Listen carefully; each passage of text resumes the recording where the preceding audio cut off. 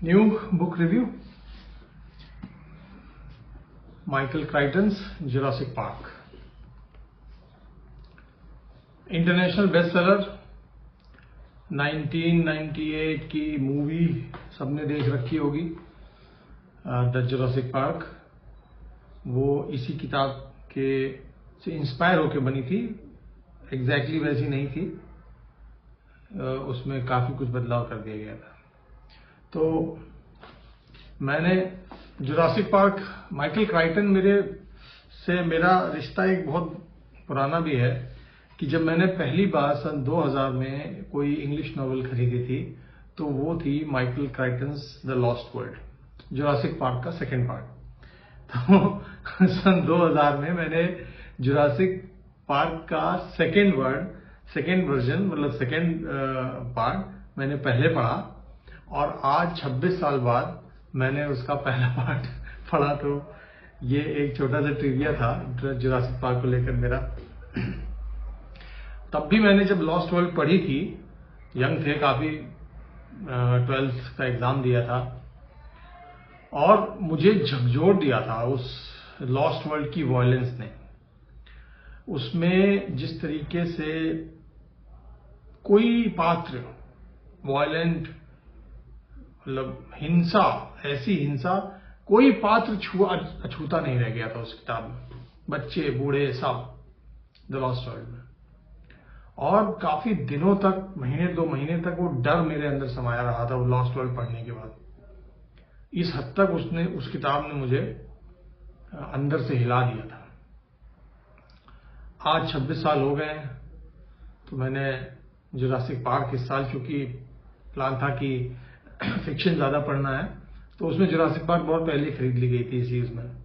मैंने Jurassic park पढ़ी, 1-1.5 हफ्ते पहले ही मैं इसका रिव्यू पोस्ट कर देता, लेकिन जय भाई आदित्यधर ने जो धुरंधर रिवेंज बनाई है, इसके चक्कर में 1 हफ्ता मेरा खराब हो गया। मैंने 2-3 बार मूवी देखी जाके, और वो दिमाग से उतर ही नहीं रही थी मूवी। वो इस हद तक वो दिमाग में मेरे बसी हुई थी कि मैं वीडियो बनाता तो शायद मैं सही से समीक्षा दे ही ना पाता, कहानी के बारे में कुछ कह ही ना पाता, क्योंकि धुरंधर मेरे दिमाग में चल रही होती। तो अब जब वो थोड़ा सा सुरूर उतरा है, तो मैं सोच रहा हूं कि आज जुरासिक पार्क पे मैं अपना बताऊं। किताब बेहतरीन। माइकल क्राइटन वैसे भी बहुत बढ़िया लेखक हैं, साइंस फिक्शन राइटर। इनकी एक खासियत ये है कि ये बहुत दूर का साइंस फिक्शन नहीं लिखते हैं।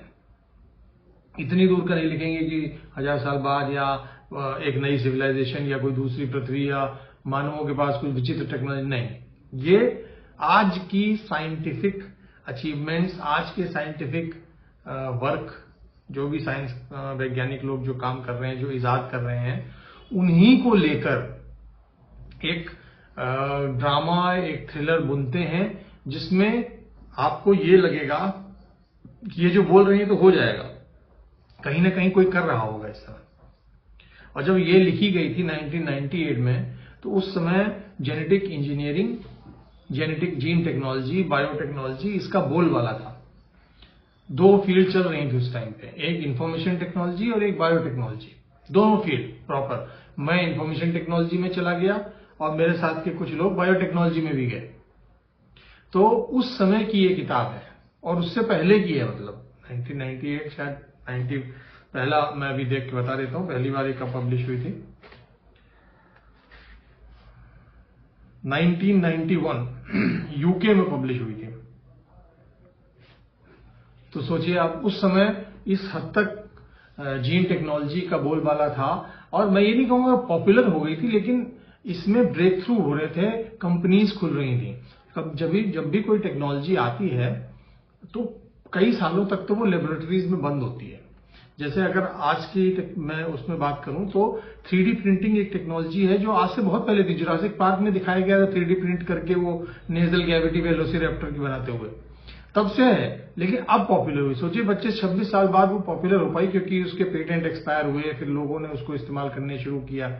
और उससे पहले से रिसर्च की गई है, मतलब जब जिसने पहला पेटेंट बनाया उससे भी पहले रिसर्च हुई है। तो जेनेटिक टेक्नोलॉजी बहुत 1960s 70s से चल रही थी, लेकिन 1990s में जेनेटिक टेक्नोलॉजी को उसका यूज आने लग गया। मतलब लोगों को समझ में आया, वैज्ञानिकों को, इंजीनियर्स को, कि यार इसका इस्तेमाल कैसे करना है, इसका इस्तेमाल करके जीवों में फेरबदल कैसे करना है। उसी समय को दर्शाते हुए माइकल क्राइटन की जुरासिक पार्क कहानी बिल्कुल ऐसी है कि भाई एक बहुत बड़ा बिलियनियर है जो कि एक पैसे से कहने को तो पैसे से प्रभावित होता है, लेकिन मुझे ऐसा लगता है कि जो जॉन हैमंड इसमें बिलियनियर की भूमिका में किरदार बताया गया है, कहने को वो पैसे से मोटिवेटेड है, उसका सारा उद्देश्य पैसा पैसा पैसा। लेकिन सिर्फ पैसा कमाने के लिए तो आप इतना एडवेंचरस क्यों ही जाएंगे। आप कोई भी दूसरे काम कर सकते हैं जिससे पैसा आ सकता है। तो मुझे ऐसा नहीं लगता है कि जॉन हैमंड, जिन्होंने जुरासिक पार्क का कॉन्सेप्ट सोचा और उसमें रिसर्च में पैसा डाला, उनको सिर्फ पैसे के पीछे भाग रहे थे। वो व्यक्ति एक एक्सेंट्रिक व्यक्ति था, उसको कुछ नया करने का प्रोत्साहन हर समय उसके अंदर। वो 70 साल का था। 70 साल की उम्र में कोई इस तरीके का एडवेंचर क्यों ही करना चाहेगा कि कहीं दूर एक आइलैंड को खरीद के उस पे डायनासोर जैसे जीव बनाए, जो कि अब है ही नहीं। फिर भी जॉन हैमंड ने किया। जॉन हैमंड ने ये बहुत तरीके से किया।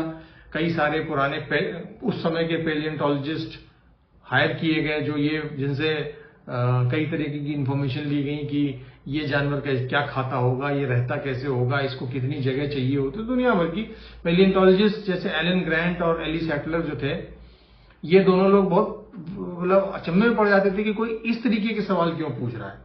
जब जॉन हैमंड से कि यहां से लोग इनसे सवाल जवाब करते थे तो फोन पे ऐसी बातें कि ये कितने दायरे में रहता होगा, जैसे ट्राइसेराटॉप एक जानवर होता है, स्टेगोसॉरस, सॉरी,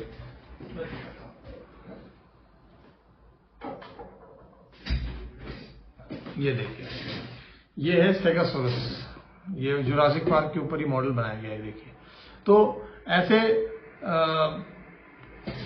जॉन हैमंड इन लोगों को, पेलियोंटोलॉजिस्ट को हायर करके उनसे सारी इंफॉर्मेशन निकलवाता था, घंटों घंटों बात करके, ये कितना खाना खाएंगे, कैसा रहने की एनवायरनमेंट कैसा होना चाहिए, हवा कैसी होनी चाहिए। तो ये लोग समझ नहीं पाते थे कि ये देखिए ट्राइसेराटॉप है। तो ये लोग बिल्कुल नहीं समझ पाते थे कि यार इतना डिटेल में कोई हमसे क्यों ही पूछ रहा है इस चीज के बारे में, है ना। क्योंकि भाई ये जानवर तो मर चुके हैं, अब इनका तो फॉसिल है, अब ये मिलेंगे। आखिरी तक 2-3 साल तक पता नहीं चला, लेकिन कहानी की शुरुआत ऐसी की गई है कि एक गवर्नमेंट एजेंसी इन्वेस्टिगेट कर रही है जॉन हैमंड का सारा जो पैसा इन्होंने खर्च किया है इधर उधर का, कि आखिर कर क्या रहे हैं बायोटेक्नोलॉजी। क्योंकि ये अमेरिका से दूर एक दूसरे देश में, कोस्टारिका में ये काम कर रहे हैं, तो एनवायरमेंटल एजेंसीज इन पे वॉच रखे हुए हैं। उसी चक्कर में जो वो इन्वेस्टिगेटर है वो सारे पुराने कॉन्टैक्ट्स ढूंढ रहा है जिनको जॉन हैमंड ने कांटेक्ट किया था कि भाई ये स्टडी करके दो हमें। उसमें एक मैथमेटिशियन इयान माल्कम भी थे, एली सैटलर प्लांट पेलियोंटोलॉजिस्ट एक अपने समय की, एलन ग्रांट पेलियोंटोलॉजिस्ट जो कि डायनासोर खोद के निकालते हैं। कहानी सिर्फ 2-3 दिन की है, जैसी फिल्म में अगर याद हो। ये लोग बुलाए जाते हैं, एक पार्क बन रहा है, पहले बताया नहीं जाता है क्या पार्क है, लेकिन एक पार्क बन रहा है। पार्क में को ऑब्जर्व करना है, उसमें उसको अप्रूवल देना है, उसमें कोई खामियां हैं, तो वो बात बतानी है। लेकिन अगर फिल्म से आप देखेंगे तो फिल्म से बहुत अलग है इस नजरिए से कि कहानी शुरू हुई है कि पहले से कुछ छोटे छोटे डायनासोर अटैक चारों तरफ गांव में हो रहे हैं, और एक अधमरा मतलब डायनासोर बहुत छोटा 2 फीट का मिला है, जिसको न्यूयॉर्क की किसी लैब में भेजा गया टेस्ट करने के लिए। और लैब वाले परेशान है कि यार ये कौन सा जानवर है। तो वो उस जानवर को, उसमें से एक कोई पता लगाता है कि यार ये तो डायनासोर है, मेरा बच्चा सा फोटो बनाया करता है इसकी हर वक्त। तो वो एलन ग्रांट को भेजते हैं कि भाई देखिए ये हमें ये टिश्यू सैंपल मिला है जो कि कहने को मतलब कह रहे हैं कि ये डायनासोर का, आपको जरा पता करके बताइए।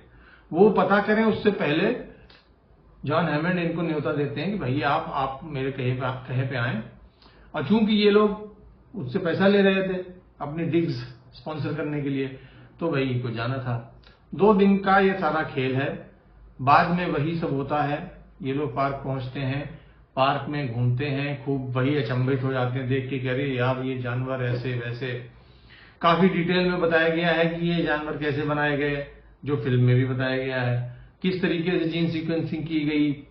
लेकिन एक जो फिल्म में बहुत पहले बात बता दी जाती है कि ये फ्रॉग और एम्फीबियन डीएनए जो मिसिंग गैप्स थे, मतलब जैसे आपने हड्डियों से और अलग अलग जगहों से डायनासोर डीएनए निकाला, उसके बाद मच्छरों के अंदर जो एम्बर में मच्छर छुप जाते हैं, कैद हो जाते हैं, उनके अंदर से डायनासोर डीएनए निकाला, फिर जो उसके बावजूद जो थोड़ा बहुत गैप बचा उसको इन्होंने एम्फीबियन डीएनए से भरा। अब ये सब चीजें बिल्कुल वैसी बताई जाती हैं। डॉक्टर वू इसमें भी हैं, पूरा और डिटेल बताया जाता है। जॉन हैमंड के बारे में है कि जॉन हैमंड ने कंपनी कैसे शुरू की थी, कौन उनके शुरुआती पार्टनर थे, उसके बाद डॉक्टर वू से वो कैसे मिले। क्योंकि भाई 300-400 पन्ने की किताब अगर आपको बनानी है तो कुछ तो इधर उधर के लिखेंगे। तो ये सब बहुत रोचक था। मैं तो एक एक पन्ना पढ़ते ही जा रहा था, मुझे मतलब बांधे रखे हुए थे। माइकल क्राइटन की एक खासियत है कि उनकी किताबें आपको बांधे रखेंगी आखिरी तक, बीच में भी बोर नहीं होने देती। एक दिन के लिए मैं बोर नहीं हुआ किताब में, बताइए।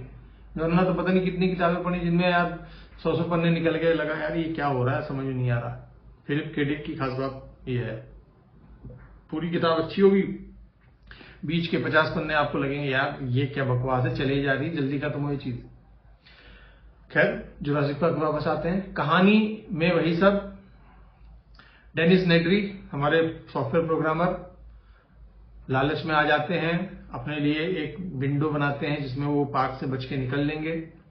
सारा गुड़ गोबर हो जाता है, उनको वो विष फेंकने वाला जानवर उनके मुंह पे वो विष फेंक देता है। वो विभत्स और दर्दनाक मौत, इसके अतड़ियां बाहर आ गई, उसका सर काट दिया गया, ऐसी ऐसी दर्दनाक मौत भाई पूछो मत।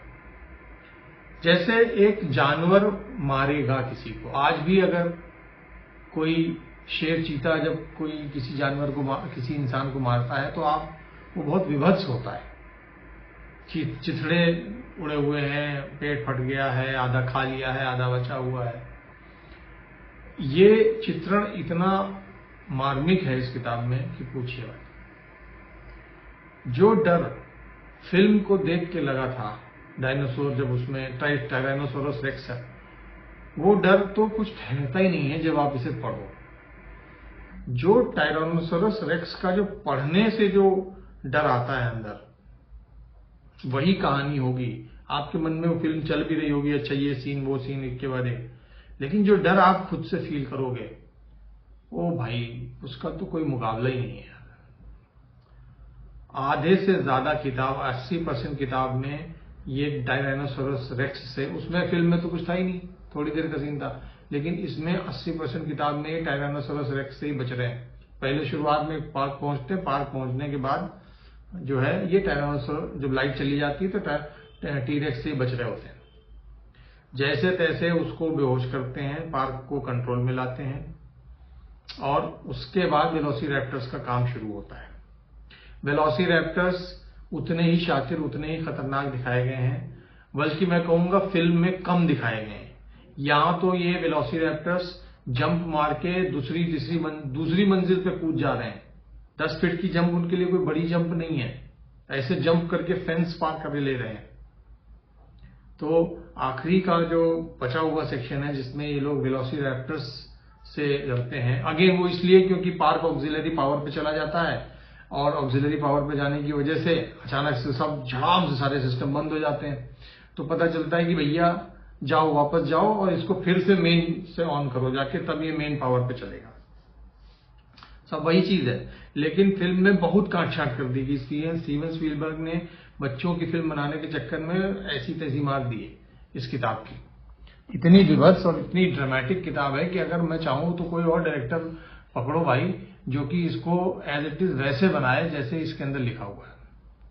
जिस तरह का कत्लेआम उसमें किताब में है, अगर वैसा बनाएंगे तो डर, अंदर का डर निकल के आएगा कि जब दांत दिखते हैं किसी जीव के, और जो अंदर से आपको भय महसूस होता है कि अब ये मुझे मार देगा या मुझे फाड़ देगा, वो भय जो है तब कोई डायरेक्टर निकाले तो अच्छा है।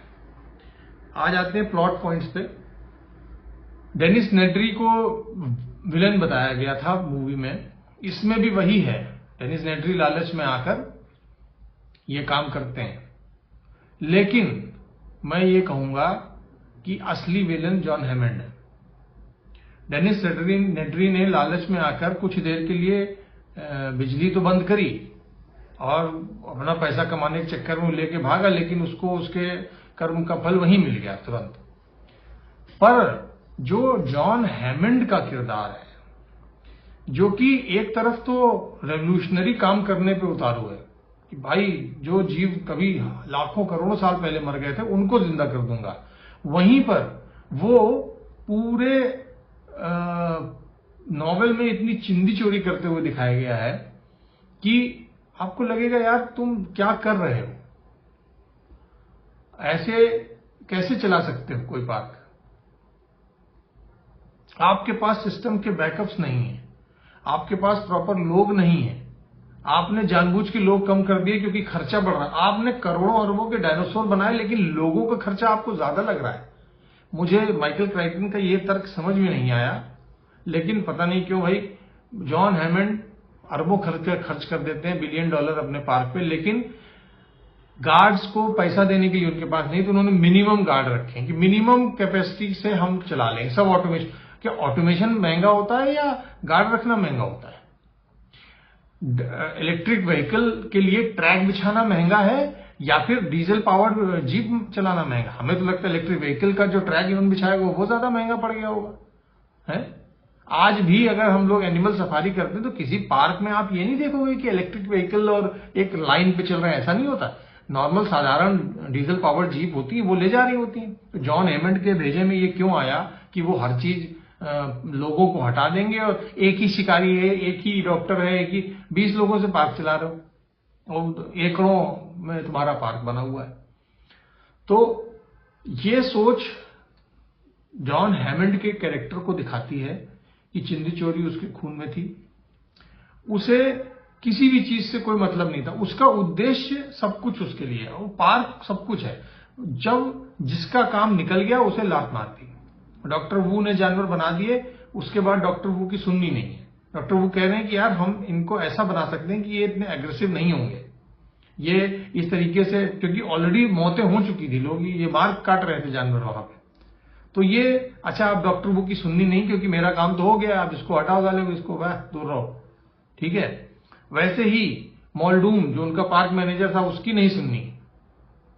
हार्डिंग जो उनका वो क्या कहते हैं शिकारी था जिन्होंने हायर किया था कि ये अगर कुछ हो जाए, उसने कहा कि इनको मारने के लिए बंदूकें नहीं रॉकेट लॉन्चर रखो, ये ऐसे नहीं मरेंगे अगर कभी कोई रखे ही नहीं, क्योंकि अरबों खरबों की इन्वेस्टमेंट है, एक एक जानवर 100 करोड़ 200 करोड़ का, तुम उसे गोली मारना चाहते हो। ये जॉन हैमंड का ये तर्क था। तो मुझे ऐसा लगा कि जहां तक इयान मैल्कम का लॉजिक था कि भाई तुम कंट्रोल नहीं कर सकते हो कि जीवन हो पनपेगा या नहीं पनपेगा, तो मैं यहां तक तो मान सकता हूं कि हाँ कि आपने सारे जानवर फीमेल बनाए तो, लेकिन सारे जानवर मेल बना देते तो क्या जीवन कंट्रोल कर सकते थे? हमें नहीं मालूम। पर बाद में पता चला कि ये तो अपना जेंडर चेंज कर लेते हैं, अगर ये देखते हैं कि दूसरा जेंडर अवेलेबल ही नहीं है तो ये जेंडर बदल लेते हैं अपना। तो चलो ठीक, हमारे पास वो कंट्रोल नहीं था, लेकिन आप जो अपनी तरफ से कर सकते थे वो तो कर सकते थे। इयान मैल्कम ये तो नहीं कह रहा था कि आपका पार्क फेल ही हो जाएगा, वो कह रहा था आप कंट्रोल नहीं कर सकते हैं। Controlling is not an option. Chaos theory does not say that you can control things which have too many variables. सारी गलती थी जॉन हैमंड की कि ऐसे मेजर, आज भी जब सिस्टम, बड़े सिस्टम बनाए जाते हैं तो उसमें बहुत से तरीके लगाए जाते हैं जिससे कि जब सिस्टम का, उन्होंने कभी भी सिस्टम रिबूट किया ही नहीं था। आपने पूरा सिस्टम रिबूट ही नहीं किया, कभी ड्राई रन ही नहीं चलाया कि नहीं यार ये कैसे कैसे, अगर कभी बंद हो गया तो क्या होगा, और सीधे पब्लिक को 1 महीने ओपन करने जा रहे थे। भाई समझ में नहीं आया, इतना अरबों खरबों का हो सकता बड़ी कंपनियां ऐसे ही चलती हो, कौन जाने, मैं तो नहीं जानता हूं, लेकिन गलती सारी जॉन हैमंड की थी इसमें। आखिरी तक आते आते बहुत लोग मर जाते हैं। एलन ग्रैंट का जो कैरेक्टर है वो हीरो ही है एक तरीके का। एली सैटलर एक हीरो का कैरेक्टर है उसमें, निर्भीक, जब जैसी जिम्मेदारी पड़ी तुरंत उसको उठाने के लिए तैयार। वो कोई ऐसे लोग नहीं थे कि जो डायनासोरों से लड़ेंगे, और लेकिन फिर भी उन्होंने उसमें मेहनत करी। वो उस मौके पे वो तुरंत खड़े हो गए, जबकि जिन्होंने पार्क बनाया था वो घबरा गए कि हाय हाय मर जाएंगे। लेकिन जो लोग पहली बार आए थे, मैं एलन ग्रांट जिन्होंने जिंदगी में पहली बार डायनासोर देखा, वो 4 घंटे बाद भाग रहे हैं उससे बच के और अपना दिमाग चला रहे हैं, अपनी नॉलेज को इस्तेमाल कर रहे हैं कि इनसे कैसे बचना है। इतनी स्थिरता दिमाग में, इस हद तक कंट्रोल कि ऐसी भयावह सिचुएशन में भी आप धैर्य नहीं खो रहे हैं। एलन ग्रांट इसके ट्रू हीरो हैं। इयान माल्कम एक फिलोसोफर की तरह इसमें आए हैं, जो कि बताता है कि तुम्हारे पास शक्ति आ गई है तो जरूरी नहीं है कि उसका इस्तेमाल करना है। और बहुत बड़े बड़े मोनोलॉग्स हैं इसमें, बड़ा तगड़ा तगड़ा मोनोलॉग चल रहा है इयान माल्कम का, जो पढ़ने लायक है।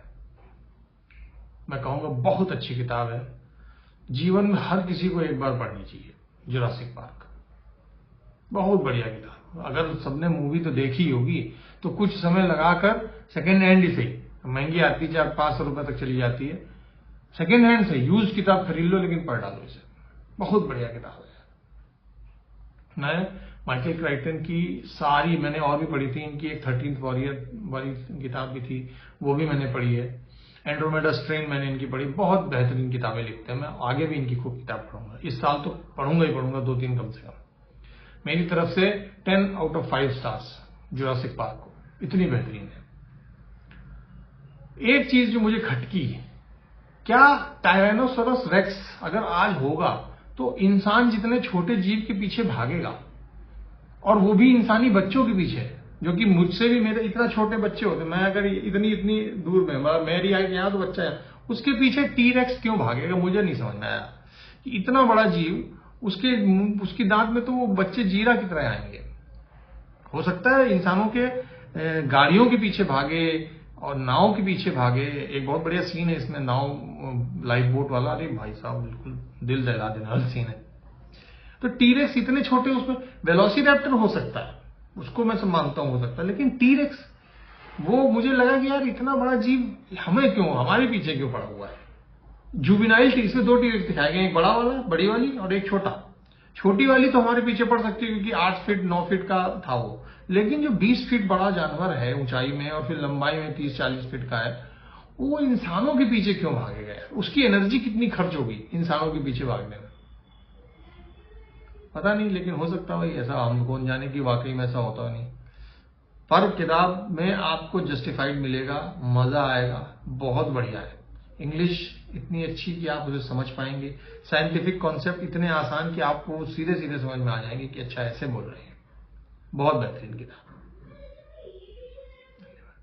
आधी रात का समय था और पास ही जंगल में एक बिल्ली दम तोड़ रही थी। उसकी छटपटाहट बता रही थी कि उसे कुछ भीतर से निचोड़ रहा है। थोड़ी देर में बिल्ली को उसके कष्टों से छुटकारा मिल गया। उधर गंगू की पत्नी शीला भागती हुई चौपाल तक आई और अपने पति के दोस्तों को जोर से आवाज लगाई, मेरी मदद करो। उसकी चीख सुनकर गांव वालों का ध्यान उसकी ओर गया। वो बहुत व्याकुल थी, कपड़े अस्त व्यस्त थे और उसके पास से एक तीव्र गंध आ रही थी। शीला ने घबराती हुई आवाज में बताया कि गंगू की हालत बहुत खराब है, उसे तेज बुखार और शरीर से पसीने की जगह कुछ सफेद तरल रिस रहा है। लोगों ने मिलकर गंगू के द्रव्य से सने शरीर को गाड़ी पर लाद लिया, किंतु देर हो चुकी थी। शीला को विश्वास नहीं हो रहा था कि उसने अपना जीवन साथी खो दिया है। गाड़ी में बैठे दूसरे लोग सोच में पड़ गए कि क्या करें, शहर जाए या मृत शरीर को गांव वापस ले जाए। आखिर गंगू को क्या हुआ था? गांव पर कैसी मुसीबत आने वाली थी? क्या गांव वाले उसका सामना कर पाएं? जानने के लिए पढ़ें संक्रामक, Amazon और फ्लिपकार्ट पर उपलब्ध, लिंक डिस्क्रिप्शन में है।